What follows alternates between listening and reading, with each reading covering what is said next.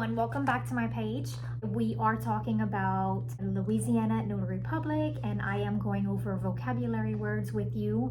This is from my 2021 book, but I'm sure the concepts are very the same.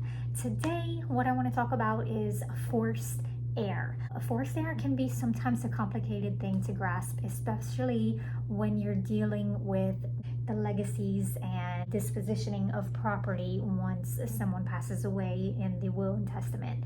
So let's talk about forced heir. I'm going to show you what I wrote in my book, what I highlighted, and we'll get right to it. Okay, so here we have forced heir, and in this book, the 2021 version, I'm going to go directly to page 446 because that is where the main definition of it is. So we're gonna go there. I actually have my finger on it already to make it easier. Forced heir, it's actually, this chapter is 24 in this book for succession and testaments, and it is in section 4 of this book for notarial practice. All the way at the bottom, we're talking about a forced heir, and what I highlighted here is that a forced heir is a descendant of the first degree who at the time of the decedent's death is 23 years of age or younger, or descendants of the first degree or any age who, because of mental incapacity or physical infirmity, are permanently incapable of taking care of their person or administering their estates at the time of the death of the decedent. So what that means is that anyone under the age of 24 is considered a forced heir. If they're 24 or older, then they are considered a forced heir if they are mentally incapable of taking care of themselves. So that's what that means. And then we have Article 1495 and 1493 here that talk about what you can do with the disposable portion for the forced portion of the estate. So the disposable portion, I want to talk about that separately, and I'm sorry, I'm charging my phone at the same time, so the wire keeps coming in the way. But and the forced portion that is disposable is a very important concept and sometimes difficult to really soak in, and it was hard for me to soak in at first. I really had to make a true visual of it. So when someone dies and they have a forced heir, which is a child that's 23 or a child that is over 24 or over, and they're just incapable of taking care of themselves, they're considered a forced heir. Then there is a portion of property that is a forced portion, and let me tell you how that calculation works. So when someone dies, if there's one forced heir, then that means a quarter of that decedent's property is considered a forced portion. 1/4. Now it gets complicated when that person has more than one. So if a person has 2 or more, even if it's 3 or 4 forced heirs, that forced portion is then considered half. If there are 2 or more forced heirs, then that forced portion is 50% of the descendant's property. So if it's 3 forced heirs, 4 forced heirs, whatever it is, it's 50%. But if it's 1, then it's 1/4, 25%. Now, the reason that this is strange is because if there's 4 forced heirs, for example, 50% of that decedent's property is forced, then those 4 heirs have to split only the 50% portion. The other 50% portion of the property, the decedent can dispose of as they wish in their will and testament. But the 50% that is forced, they cannot. It is forcefully for those 4 decedents that are forced heirs. If there's 2 forced heirs, then it's still 50%, but then those 2 forced heirs split it, they get 50-50. If there's 4 forced heirs, then they get like 25 each of the 50%. So it can be kind of confusing, but our laws are so strange, and that's the way they figured it out within the Secretary of State and in the laws. That's the way it is. So and to explain it even further, if there's 1 forced heir and only 25% is forced for that forced heir to be dispositioned, then the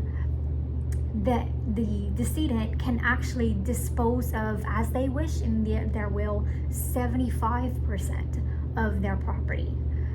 So if there's no forced heirs, then of course it's 100%. But if there's 1 forced heir, then they can only dispose of 75% as they wish. If there's 2 or more, then they can only dispose of 50% as they wish. I hope that helps explain it. When I thought about it in that sense, it made so much more sense.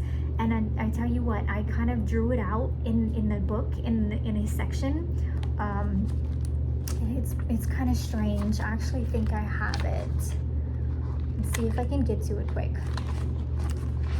So I referred to the help of the side piece.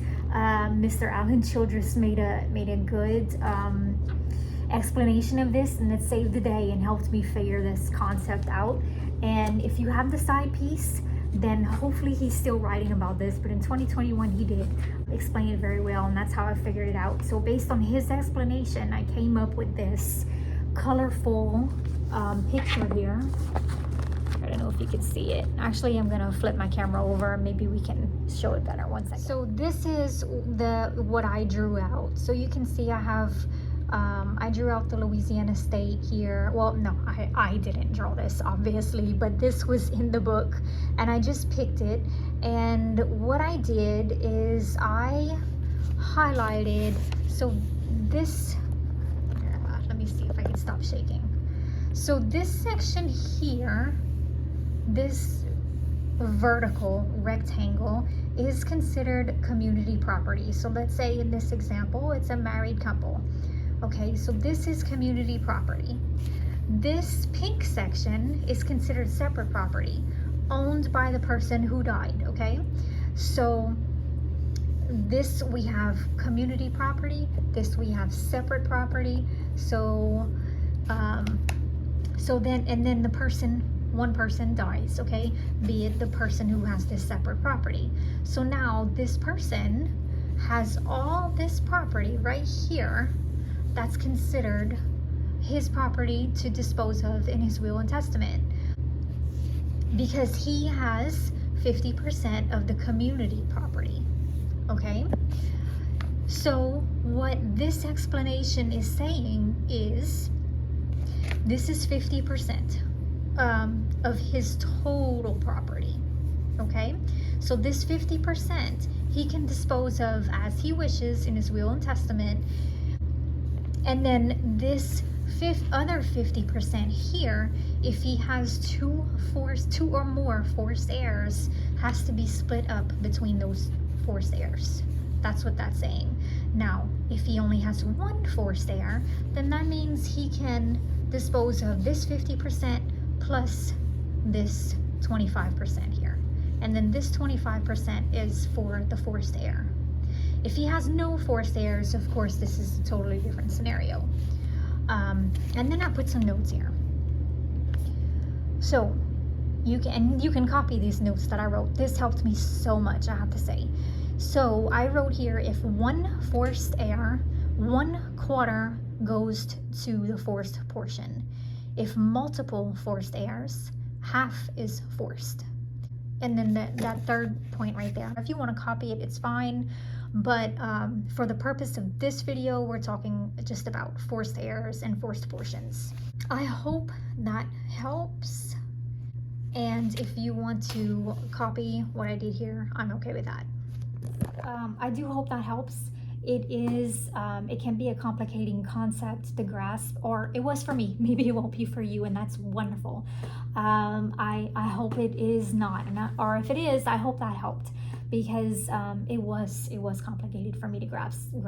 The first time I took the test, there were questions about this, and I am pretty sure I flunked those questions.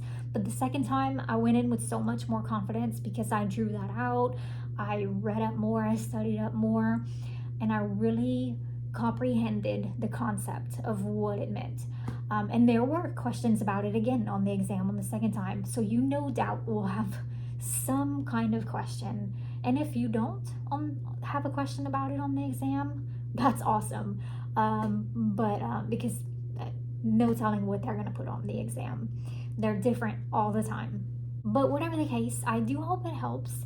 And if you like what you're seeing, if you want to see more and you're not subscribed already, hit the subscribe button. And if you have any questions, hit me up, send me a message, and I'll be happy to answer the best way I can. Thanks again.